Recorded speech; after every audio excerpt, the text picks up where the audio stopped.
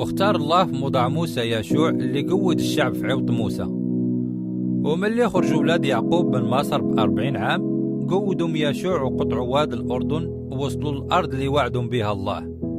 وفي أرض كنعان كانوا الناس باقين كيعبدوا الأصنام ويديروا السحور ويحضروا أرواح الميتين، والله نصر الشعب ديالو على ديك الناس باش شعبه ما يديروش الذنوب اللي كانوا ديك الناس كيديروها ويذنبوا قدام الله. ودازت سنين والناس نساو الله وولاو حتى هما كيعبدوا الأصنام ديال الكنعانيين، والله حاسبهم وخلى العديان ديالهم يغلبوهم. وخا هيداك ملي كانوا كيتوبوا ويطيعوا الشريعة والوصايا كان الله كيحميهم وينجيهم. من بعد سنين طويلة بني إسرائيل طلبوا باش يكون عندهم واحد الملك، إنسان يشوفوه ويهضروا معاه من بعد ما كان الله هو الملك ديالهم. وقال الله للنبي صاموئيل يدير واحد الحفلة باش يدهن واحد الراجل سميتو شاول باش يكون هو الملك عليهم. وكب صاموئيل الزيت على الراس شاول باش يبان باللي الله هو اللي اختاره باش يحكم على الشعب. وهذه هي نفس الحفلة اللي كانوا كيديروها باش يدهنوا كبير الكهنة اللي هو الشخص اللي كان الله كيختاروا باش يقدم الضحية على الذنوب ديال الشعب. كان الملك شاول طويل وزوين، وملي الملك شاول عصى الله، الله اختار واحد غيره باش يكون في بلاصتو. وآمر الله النبي صاموئيل باش يمشي يكب القرن الزيت على الملك الجديد. والله قال له سير البيت لحم لدار اليسا. وملي وصل صاموئيل دار اليسا ما عرفش اش من ولد غيختار من ولاد اليسا. ربما صاموئيل كان كيقلب على شي راجل كيشبه لشاول طويل وزوين، وملي شاف الولد البكر ديال اليسا قال له قدام الله ندهنك مالك.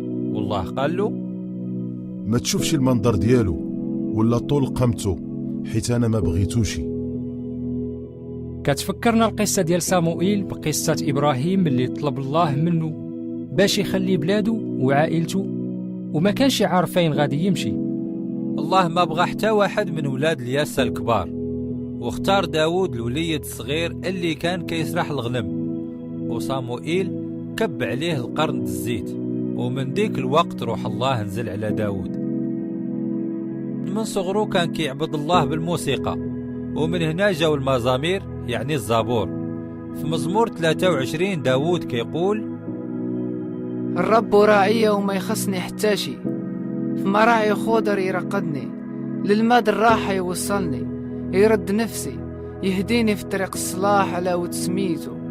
تاني إذا مشيت في واد الموت ما نخافش شر، حيت انت معايا، عصاك وعكازك يشجعوني، وتوجد قدامي طبلة قبل عدياني.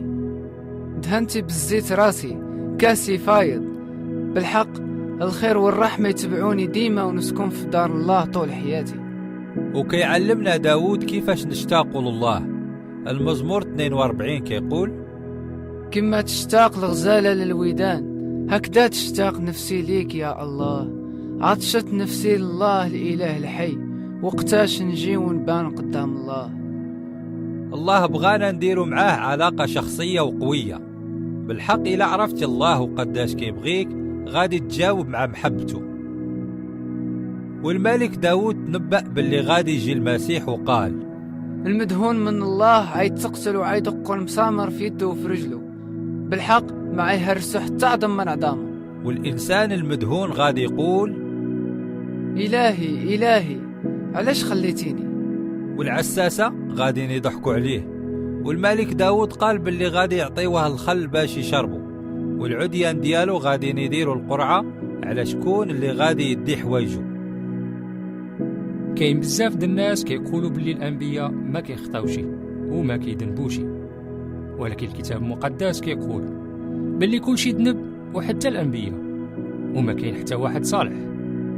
وداود كان ملك عظيم والناس كلها كانت كتبغيه، والله وعدو باللي المملكه ديالو عاتبقى على الدوام وحتى هو عصى الله. وكتب واحد المزمور اللي كيعلمنا كيفاش نتوبوا من ذنوبنا ملي نذنبوا. المزمور 51 كيقول ارحمني يا الله برحمتك، على كثرة محنتك محي معاصية، اغسلني من ذنبي وطهرني من خطيتي. أنا كنعترف بذنوبي وذنوبي قدامي ديما، ليلك بوحدك ذنبت، والشر قدامك عملت باش تبرر في قوالك. ها أنا بالذنوب خلقت، وفي الذنوب حبلت بي أمي. درق وجهك على ذنوبي ومحي كل معصيتي. قلب نقي خلقه فيا يا الله، وروح مستقيمة جددها في داخلي. دبايح الله هي روح مهرسة، والقلب المهرس والمسحوق ما تحقروش يا الله. تقريبا 1000 عام قبل المسيح كان داود، وهدر على المنجي اللي غادي يجي باش ينجي الناس من ذنوبهم. هذا المزمور كيورينا كيفاش نتوبوا من ذنوبنا، باللي نذنبوا ما نديروش كيما آدم. مشى وقطع الوراق الكرموش وتستر بيهم، ومشى وتخبع من الله مورا الشجرة الجنة. ولكن إذا عسينا الله نجيو لعنده ونعترفوا له بذنوبنا ونطلبوا منه الغفران، حيث هو قريب من اللي كيطلبوا. الله كيبغيك كي بحال داود. قول لله شحال كتبغيه وطلب منه يشوف قلبك. داود قال في المزمور 139: جربني يا سيدي ربي وعرف قلبي وعرف همي، شوف إذا كان في طريقي شي عوج واهديني في طريقك على الدوام. عزيزي المستمع، الله ما اختارش داود على حساب المظهر ديالو، حيث هو كان غير واحد سارح الغنم، ولكن الله اختاره حيت شاف قلبه. والله كيشوف قلبك حتى انت. الله بغى علاقة شخصية معك، وبغاك تجي عنده وتشارك العواطف ديالك معاه. كي بحال داود، بعض الناس كيعبدوا الله بالموسيقى. سمع الغنية الروحية اللي ماجا، ومن بعد سمع مرة أخرى القصة هاد السيمانة ومقطع من المزمور. عمل هاد المقطع صلاة شخصية في حياتك. حاول تحفظ مقطع 23 من الزبور. كي بحال داود، خاصنا نتعلموا نحبوا الله من كل قلوبنا.